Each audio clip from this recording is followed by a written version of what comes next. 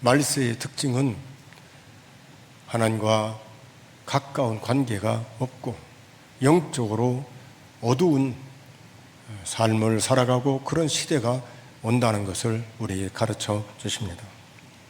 노아가 살던 시대를 잠깐 살펴보시기를 바랍니다. 하나님이 노아를 통해서 앞으로 인류의 생명이 120년이다. 그리고 그가 100여 년 동안 방주를 짓게 됩니다. 방주를 지을 때 그냥 짓지 않아요. 사람들에게 하나님께서 심판하시니까 긴장하고 예수를 믿으라고 복음을 전하지만 아무도 듣지를 않습니다. 놀라운 일은 그럼에도 불구하고 그런 시대에 사람들의 모든 관심은 먹고 마시고 시집가고 장가가는 데 있었다는 사실입니다. 이게 누가복음 17장 26절에 27절에 나오는데 얼만큼 이들이 어둡냐면 노아의 식구들이 방주에 들어가던 날까지 그렇게 행했다 이렇게 말해주는데 우리 한번 같이 한번 읽어보겠습니다. 노아의 때에 된 것과 같이 인자의 때에도 그러하리라. 노아가 방주에 들어가던 날까지 사람들이 먹고 마시고 장가들고 시집가더니 홍수가 나서 그들을 다 멸망시켰으며, 놀라운 일은 그 이후에 롯이 살던 소돔 고모라가 똑같은 현상을 가지게 됩니다. 그 시대에 그 사람들 먹고 사는데 어려움이 없었어요. 모두가 다 잘 먹고 잘 살고, 특별히 소돔 고모라 땅은 비옥한 땅을 가진 곳이라 성읍이 아주 크게 지어지고 문화가 발달한 도시가 소돔 고모라였습니다. 그런 시대에 롯은 그들의 죄악됨 때문에 마음 아파하면서 살아갑니다. 천사가 롯을 향해서 오늘 밤 네 성이 불과 유황으로 멸망할 터이니까 너에게 속한 가족들을 속히 이 성에서 떠나게 하라고 말합니다. 그리고 그 시대의 모든 사람들이 똑같아요. 먹고 마시고 시집가고 장가가고, 어떻게 하냐면 심고 그리고 사고 팔고 오히려 훨씬 더 세상에 밀착된 그런 모습을 보게 되는데, 이게 누가복음 17장 28절에서 30절에 나오는데 뒷 끝부분에 이렇게 말해요. 인자의 때에도, 인자가 나타날 때에도 이러하리라 이렇게 말해주는데 우리 한번 같이 한번 읽어보겠습니다. 또 롯의 때와 같으리니 사람들이 먹고 마시고 사고 팔고 심고 집을 짓더니 롯이 소돔에서 나가던 날에 하늘로부터 불과 유황이 비오듯 하여 그들을 멸망시켰느니라. 인자가 나타나는 날에도 이러하리라. 주님이 오시는 임박한 그때에도 똑같은 현상이 일어난다고 말합니다. 여러분, 오늘 이 시대를 보세요. 이 시대를 보면은 주님이 재림에 대해서 관심 있는 사람이 얼마나 돼요? 오늘 한국교회가 얼만큼 이 말세에 대해서 민감하게 여기느냐 이 말입니다. 그런데 어느 시대를 막론하고 참 믿음의 사람들은 어떻게 하면 하나님께 가까이 할까? 시편 기자가 시편 73편에 보면은 세상의 부조리를 보면서 도무지 견디지를 못하는 거예요. 안 믿는 사람들이 잘 되고 거짓말하고 부정을 하는 사람들이 그 당대만 잘 되는 게 아니라 자식들도 잘 되고, 그리고 살아가는데 부족함이 없는 거예요. 이걸 보고 시편 기자가 흔들립니다. 그런데 언제 변곡하게 서냐면 성소에 들어가서 하나님을 만날 때 반전이에요. 아, 진짜 복이 뭔가, 하나님께 가까이 하는 게 복이라고 고백합니다. 시편 73편 28절이 나오는데 우리 한번 같이 한번 읽어보겠습니다. 하나님께 가까이 함이 내게 복이라. 내가 주 여호와를 나의 피난처로 삼아 주의 모든 행사를 전파하리이다. 아멘. 사람들 모두가 다 착각 속에 사는 거예요. 그런데 달라요. 예수를 만나고 그 은혜 속에 들어가면은 두 가지가 있게 됩니다. 하나는 나 같은 죄인을 구원해주신 그 주님이 너무 감사해서 인생이 행복하고 사는 게 너무 좋고 그리고 기쁘고 일하고 싶고 뭔가를 하고 싶은 그 열망과 열정이 그 가슴에서부터 솟구쳐 오르는데 벌써 달라요. 그리고 또 하나가 있어요. 그 기쁨이 있는 반면에 내가 예수를 안 믿은 게 얼마나 큰 죄인가, 그리고 예수를 믿고 나니까 나 같은 죄인이 구원받은 사실이 너무 기가 막힌 거예요. 어떻게 나 같은 죄인을 이렇게 구원해 주셨을까? 그냥 두면 망하는 이런 인생인데 나 같은 죄인을 구원해 주신 그 주님이 너무 좋아서 기쁠 뿐만이 아니라 한편에는 너무너무 내 자신이 부끄러운 거예요.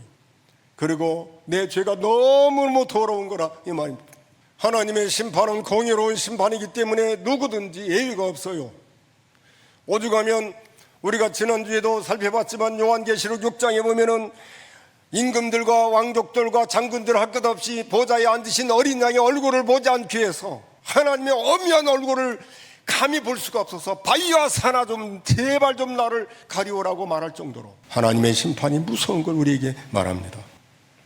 왜 심판이 무서운 줄 아세요? 하나님의 심판은 인간이 내리는 심판과 다르기 때문이에요. 하나님의 심판은 정확하고 엄중합니다. 다시라는 기회가 없어요. 하나님의 심판하시면 그걸로 끝나기 때문입니다. 누가 심판받아요? 생명책에 기록되지 않은 사람의 심판을 받는다, 불못에 던져지게 된다, 이렇게 말하는데 우리 한번 계시록 20장 12절에서 15절을 우리 한번 같이 한번 읽어보겠습니다. 또 내가 보니 죽은 자들이 큰 자나 작은 자나 그 보좌 앞에 서 있는데 책들이 펴있고 또 다른 책이 펴졌으니 곧 생명책이라. 죽은 자들이 자기 행위를 따라 책들에 기록된 대로 심판을 받으니 바다가 그 가운데에서 죽은 자들을 내주고 또 사망과 음부도 그 가운데서 죽은 자들을 내주매 각 사람이 자기의 행위대로 심판을 받고 사망과 음부도 불못에 던져지니 이것은 둘째 사망 곧 불못이라. 누구든지 생명책에 기록되지 못한 자는 불못에 던져지더라. 아멘. 여러분, 궁금하게 얘기할 게 하나 있어요. 그게 뭐냐면 왜 로마서가 복음을 전하는데 왜 하나님의 심판, 하나님의 진노를 이렇게 말하냐 이 말이죠. 그건 복음을 알면 죄가 얼마나 무서운가를 알기 때문입니다. 사람에게 있어서 가장 듣기 좋은 소식이 있어요. 그게 뭐냐면 그건 생명이에요. 너는 죽지 않아 영원히 살아. 이거보다 더 좋은 게 없단 말입니다. 사람이 제일 무서운 말이 뭐냐면 너 죽어. 이 죽음이란 말이에요. 그런데 이 죽음이 왜 온 거예요? 이 죽음은 인간의 죄 때문에 온 거라 이 말입니다. 다른 말로 말하면 안 죽는 사람이 없어요. 안 죽는 사람이 없다는 말은 모든 사람이 죄인이라는 것입니다. 죄인에게는 선한 게 나올 수가 없어요. 죄인에게는 의가 나올 수가 없다 이 말입니다. 그런데 이런 인간을 누가 사랑하냐면 하나님이 사랑하십니다. 그래서 독생자 예수 그리스도를 이 땅에 보내주시고 내가 짊어져야 할 죄의 형벌을 예수님이 대신 지게 하시고 내가 죽어야 할 죄의 대가를 예수님께서 대신 십자가에 못 박혀 죽으심으로 나를 살리신 것이 바로 우리 아버지 하나님이라는 사실입니다. 그 주님을 믿기만 하면 영생을 얻고 그 주님을 믿기만 하면 구원받는 이 엄청난 복을 누가 주셨냐면 하나님이 우리에게 주셨다는 사실입니다. 여러분, 요한일서 4장 9절 10절에 보면 하나님의 사랑이 어떻게 나타나냐면 이렇게 나타났다고 말해요. 우리 한번 같이 한번 읽어보겠습니다. 하나님의 사랑이 우리에게 이렇게 나타난 바 되었으니 하나님이 자기의 독생자를 세상에 보내심은 그로 말미암아 우리를 살리려 하심이라. 사랑은 여기 있으니 우리가 하나님을 사랑한 것이 아니요 하나님이 우리를 사랑하사 우리 죄를 속하게 하여 화목제물로 그 아들을 보내셨습니다. 아멘. 맞아요. 우리를 살리기 위해서 그 아들을 화목제물로 보내신 분이 누구인가? 우리 아버지 하나님이십니다. 예수 믿는 사람들에게 있는 공통된 게 있어요. 어떻게 나 같은 죄인이 구원을 받았나? 그리고 내 모습을 볼 때 모든 죄 때문에 괴로워하고 눈물을 흘리고 통회하고 회개하는, 이게 예수 믿은 사람에게 있는 거라 이 말입니다.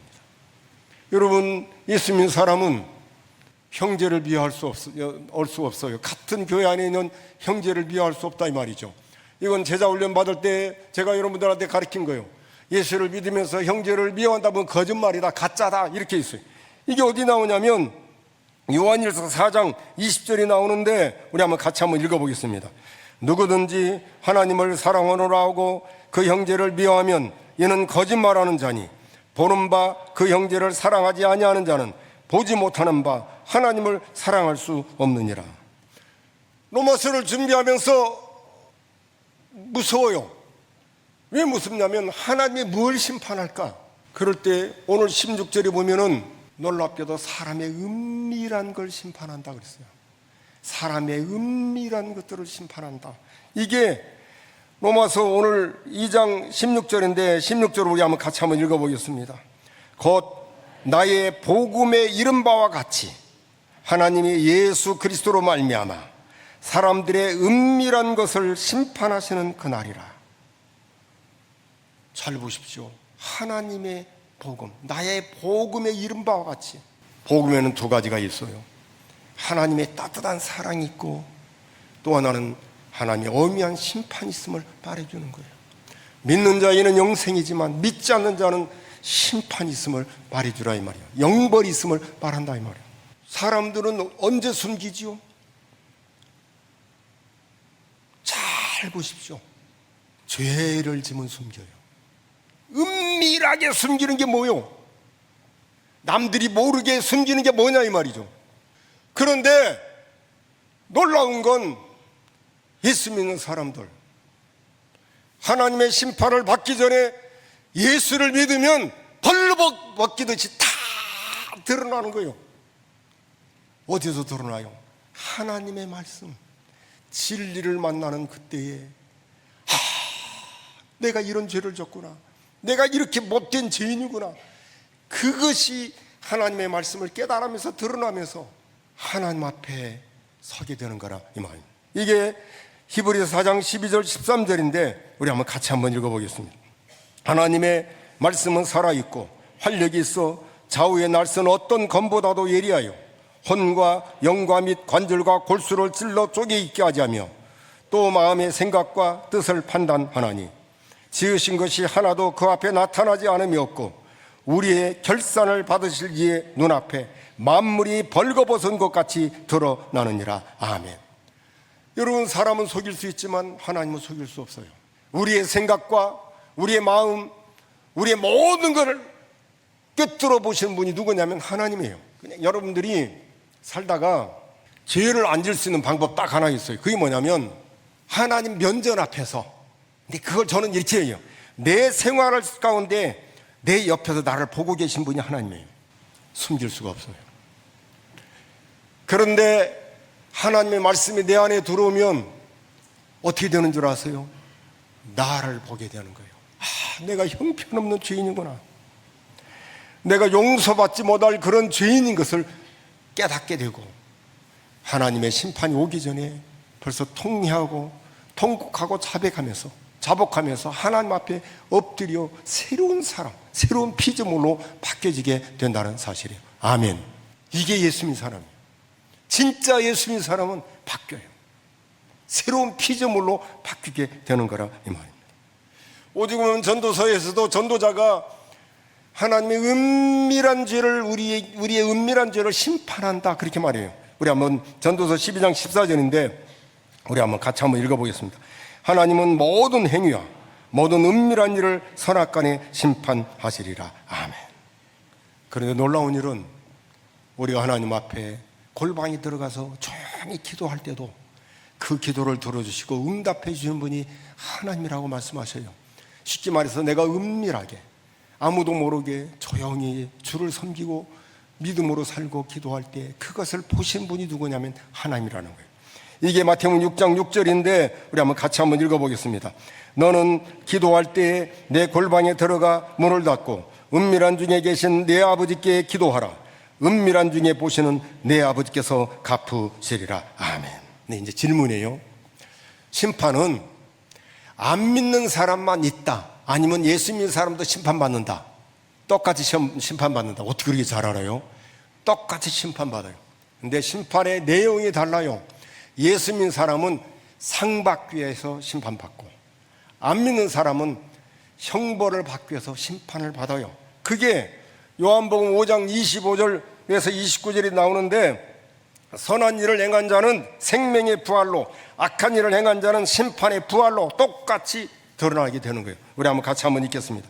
진실로 진실로 너희에게 이르노니 죽은 자들이 하나님의 아들의 음성을 들을 때가 오나니 곧 이때라. 듣는 자는 살아나리라. 아버지께서 자기 속에 생명이 있음 같이 아들에게도 생명을 주어 그 속에 있게 하셨고, 또 인자됨으로 말미암아 심판하는 권한을 주셨느니라. 이를 놀랍게 여기지 말라. 무덤 속에 있는 자가 다 그의 음성을 들을 때가 오나니 선한 일을 행한 자는 생명의 부활로, 악한 일을 행한 자는 심판의 부활로 나오리라. 아멘. 여러분, 예수를 제대로 믿고 이제 죽었어요. 죽으면 영혼은 어디로 가지요? 낙원으로 갑니다. 시차는, 우리 몸은 땅속에 묻혀요. 묻히는데 놀라운 일은 예수님께서 재림을 하십니다. 재림하시면 땅속에 묻혀있는 하나님의 자녀들이 주님의 음성을 듣는다는 사실이에요. 살아나요. 육신이 살아나서 어떻게 되지요? 낙원에 있는 영혼과 육신이 결합을 해요. 그래서 어디로 올라가냐면 공중으로 올라갑니다. 이걸 죽어라고 말합니다. 공중에서 주님을 만나요. 왜 만나요? 주님을 영접하기 위해서 만나요. 주님을 영접하기 위해서. 그런데 공중에서 영원토록 사느냐? 그렇지 않아요. 주님을 영접하고 그 다음에 이 땅에 내려옵니다. 내려올 때 새 하늘과 새 땅이 이 땅에 도래해요. 처음 하늘과 처음 땅이 사라져요. 그리고 영원 무궁토록 우리 주님 신랑 되셔서 우리는 신부가 되어서 영원히 살게 되는 거라 이 말입니다.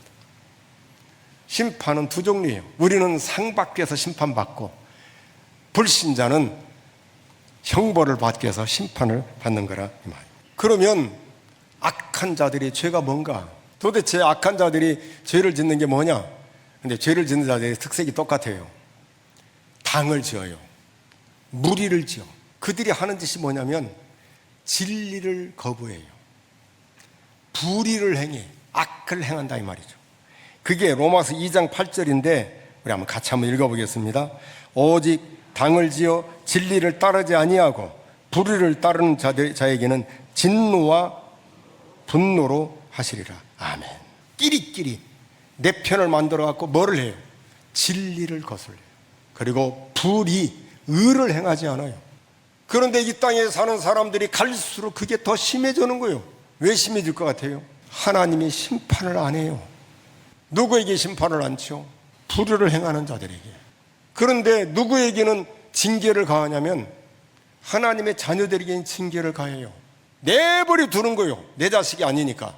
그러니까 더 불의를 행하고 더 불의를 행해요.